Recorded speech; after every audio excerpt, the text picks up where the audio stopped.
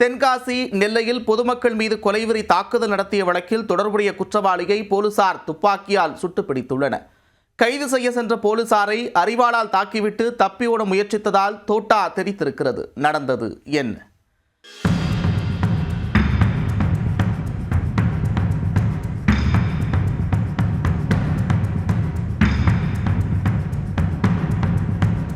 இருவேறு இடங்களில் அரிவாள் உள்ளிட்ட ஆயுதங்களோடு சென்று அட்டூழியம் செய்த 8 பேரை ட்ரோன் கேமரா மூலம் நோட்டமிட்டு போலீசார் தட்டி தூக்கியிருக்கிறார்கள். தொடர்ந்து தலைமறைவாக இருந்த 9வது நபரை போலீசார் சுற்றி வளைத்து பிடித்துள்ளனர். கைது செய்ய முயன்றபோது குற்ற சரித்திர பதிவேடு குற்றவாளி தாக்கியதில் போலீசாருக்கு காயம் ஏற்பட்டுள்ளது.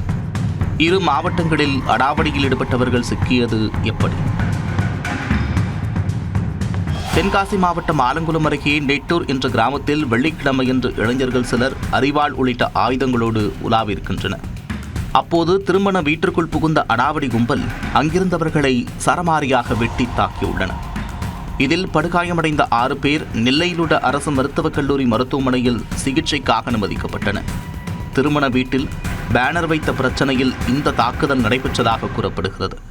மேலும் அங்கிருந்து தப்பியோடிய முகமுடி கும்பல் ஆலங்குளத்தில் இருந்து மானூர் செல்லும் சாலையில் சென்றுள்ளனர்.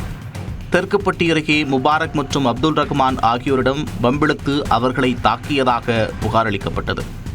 இது தொடர்பாக ஆலங்குளம் மற்றும் மானூர் போலீசார் வழக்கு பதிவு செய்து விசாரணை மேற்கொண்டனர். இதில் 3 சிறுவர்கள் உட்பட 8 பேர் மனோன்மணியம் சுந்தரனார் பல்கலைக்கழகத்திற்கு பின்புறம் உள்ள காட்டுப்பகுதியில் பதுங்கியிருப்பது தெரியவந்தது. உடனே ட்ரோன் கேமரா மூலம் அவர்களை நோட்டமிட்ட தனிப்படை போலீசார் சுற்றி வளைத்து கைது செய்தனர்.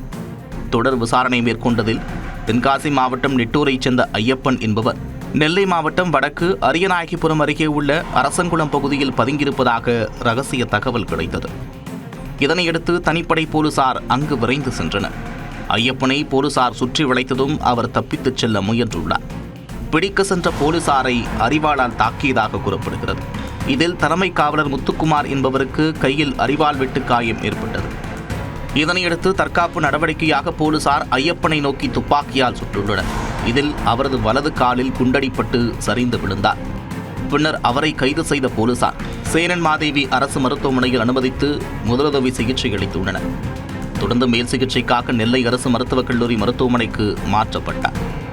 தகவலறிந்து மாவட்ட காவல் கண்காணிப்பாளர் பிரசன்னகுமார் மருத்துவமனைக்கு நேரில் சென்று விசாரணை நடத்தினார்.